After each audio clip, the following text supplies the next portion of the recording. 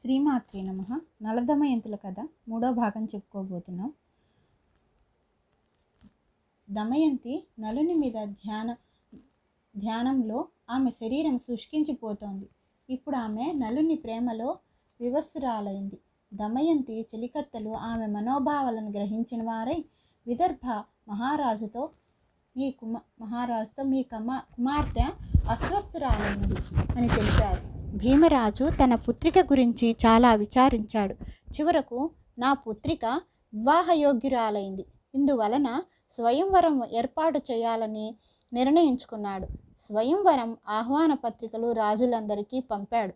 స్వయంవరంలో మా అమ్మాయిని పొంది నా వాంఛితాన్ని సఫలం చేయండి అని పత్రికల్లో పేర్కొన్నాడు. దేశ దేశాల రాజులు ఏనుగులపై, గుర్రాలపై, రథాలపై మనోరథ సాఫల్యాన్ని వాంఛిస్తూ భూదేవి అదిరిపోయేలా విదర్భకు విచ్చేశారు. భీమ మహారాజు స్వాగత సత్కారాలతో వారిని ఆదరించాడు. దేవర్షి నారద పర్వతుల ద్వారా దమయంతి స్వయంవర సమాచారం దేవతలకు సైతం తెలిసింది. ఇంద్రులైన లోకపాలరు సపరివారంగా వాహన సమేతంగా విదర్భ దేశానికి పయనమయ్యారు.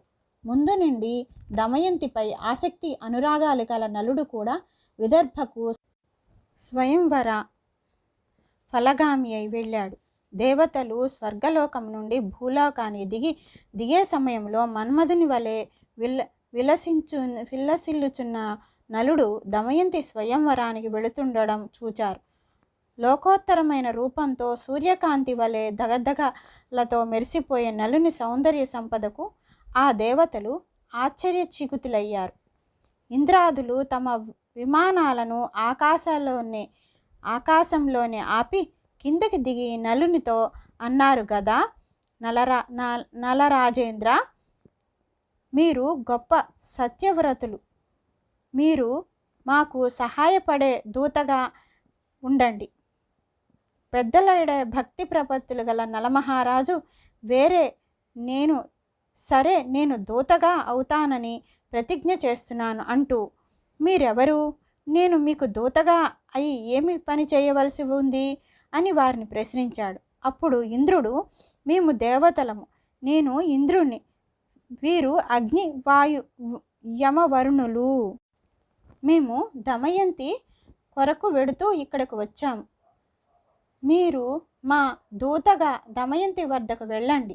ఇంద్రుడు, అగ్ని, వరుణుడు, యముడు అనే దేవతలు నిన్ను వివాహమాడగోరి వచ్చారు. వారిలో నీకు నచ్చిన ఒకరిని పతిగా స్వీకరించాలి అని మీరు దమయంతికి చెప్పాలి అన్నాడు. నలమహారాజులు రెండు చేతులు జోడించి, దేవరాజా, స్వయంవరానికి వెళ్ళడంలో మీ ఉద్దేశము నా ఉద్దేశము ఒకటే. అందువలన మీరు నన్ను దూతగా దమయంతి వద్దకు పంపడం భావ్యంగా లేదు. నేను ఏ స్త్రీనైతే భార్యగా పొందాలని అభిలాషిస్తున్నానో ఆమె వద్దకు వెళ్ళి నా ఇచ్ఛను వీడి మీరు చెప్పిన మాటలు చెప్పడం ఏ విధంగా కుదురుతుంది? మీరు ఈ విషయంలో నన్ను దయచేసి క్షమించండి అని వేడుకున్నాడు.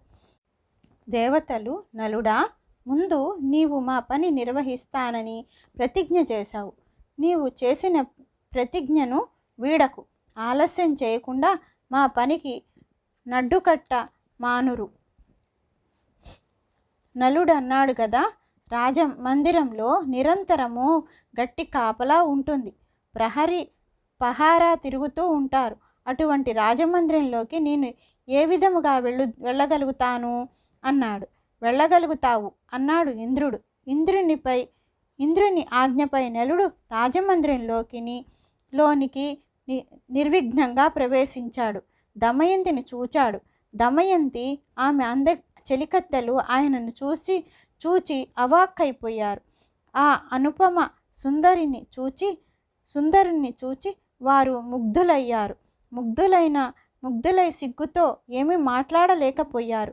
తనను తాను సంభాళించుకొని దమయంతి నలరాజుతో, వీరుడా, నిన్ను చూస్తే చాలా అందగాడవుగాను నిర్దోషివిగానుగా ఉన్నావు. ముందు నీ పరిచయము అభిలాషిస్తున్నాను. నీవు ఏ ఉద్దేశంతో ఇక్కడికి వచ్చావు? అసలు ద్వారపాలకులు చూడకుండా ఏ విధంగా రాగలిగావు అన్నది. నలుడు చెప్పసాగాడు. కళ్యాణి, నేను నలుణ్ణి, దిక్పాలరు దూతగా నేనిక్కడికి వచ్చాను. సుందరి, ఇంద్రుడు, అగ్ని, వరుడు, యముడు నలుగురు నిన్ను వివాహం చేసుకోవాలని కోరుకుంటున్నారు. నీవు ఆ నలుగురిలో ఒకరిని పతిగా వరించాలి. నీ సందేశాన్ని గైకొని ఈ సందేశాన్ని గైకొని నీ వద్దకు రావడం జరిగింది. లైక్ చేయండి, షేర్ చేయండి, కామెంట్ చేయండి, సబ్స్క్రైబ్ చేసుకోండి. Thank you.